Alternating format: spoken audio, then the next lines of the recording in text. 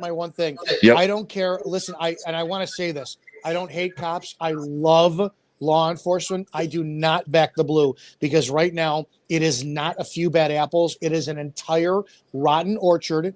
The more police who are not saying anything, you are the problem. Sean can speak up. I can speak up. Many people can speak up. We're not going to make the change. Only active, current police officers in a position to stop this can do it. And if you're not going to do it, you are an enemy of the people. And lastly, never, under any circumstances whatsoever, don't you dare, if you're a citizen, ever speak to the police. Not on traffic stops, not in investigations. Learn to say this: I want my lawyer, and shut the fuck up. Never talk. A fish only gets caught when their mouths are open.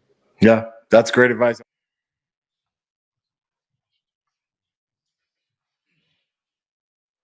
My name is Manuel Mata, and I live in District 2.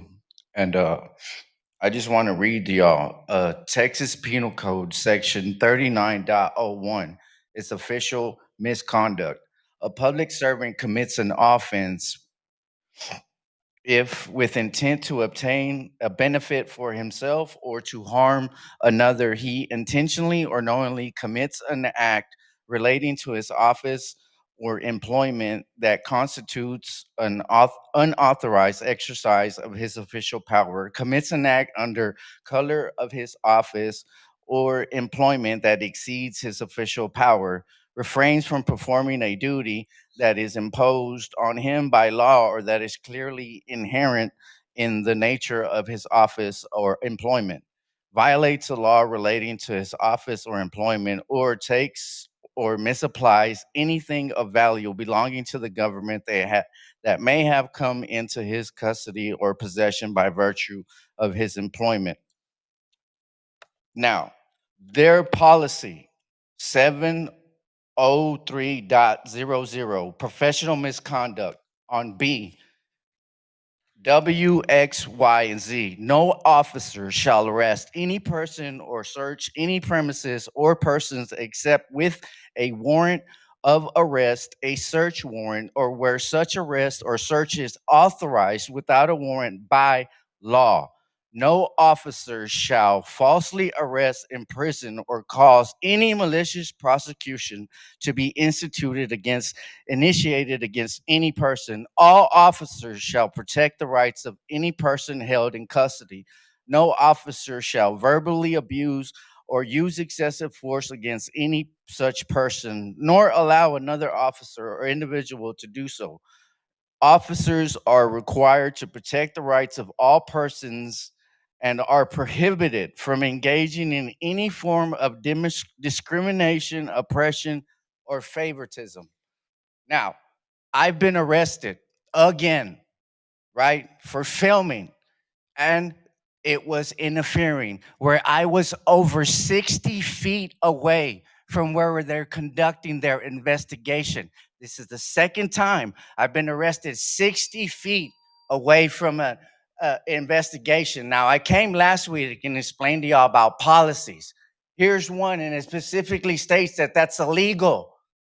Their own policy, and I read to you the penal code for official misconduct. There's one right under it called official oppression. Please focus on your out of hand police officers that don't understand their own policies. Our next speaker is Carolina Rodriguez, followed by Danae Jackson.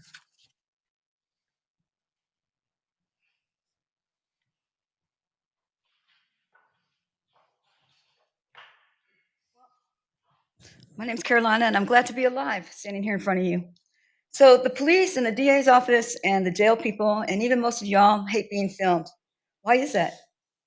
Is it because you have something to hide? Is it because we expose what you don't want the public to see? We're exposing these out of control tyrants, but we are the bad guys. We're the ones that are considered the criminals. And I just don't understand why officers with violent records are protected and then reinstated. We are not a threat. We are the evidence. For those who don't know, I was filming in the entertainment district, and I was there for about 45 minutes just watching them tow cars. And Some of you heard about it, some of you didn't, but I was just filming the cars. And then Officer Krueger came out of his vehicle, walked up to me, interfering with what I was doing, which was filming. And he said, Carolina, go across the street. We're busy. And I said, why? I don't have to go across the street. You guys aren't even doing anything. He said, I'm not going to tell you again.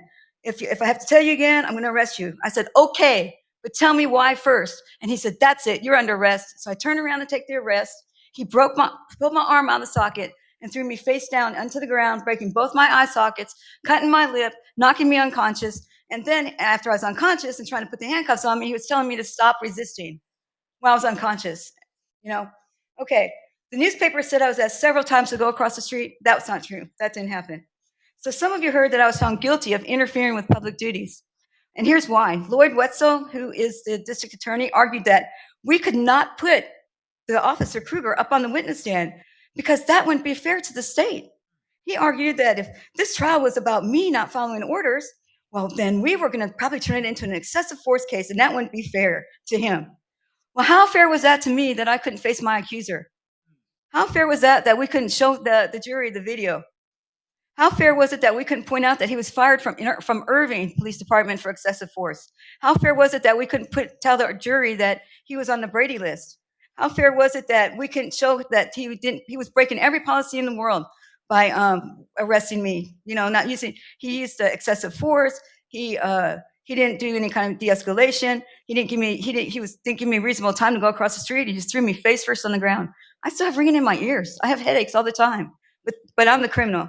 So now he's reinstated, and because they investigated themselves and they found no wrongdoing. And the Committee on Excessive Force says the move he used on me was taught at the academy, and that alone should scare everybody. That move's taught at the academy. You break somebody's arm and throw them face first in the ground. That's the first thing you do. That should terrify everybody here. And the police union applauded the reinstatement, calling it common sense.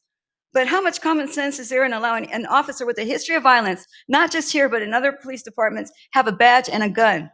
So I'm demanding that this council launch an independent investigation into Officer Krueger's conduct and the policies that allowed him to return.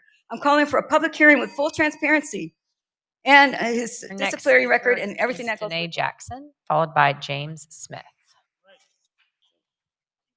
Demanding it. Danae Jackson. Thanks, Ms. Rodriguez. Thank you for your time. This is Pinky. He's a male. He's a very loving cat.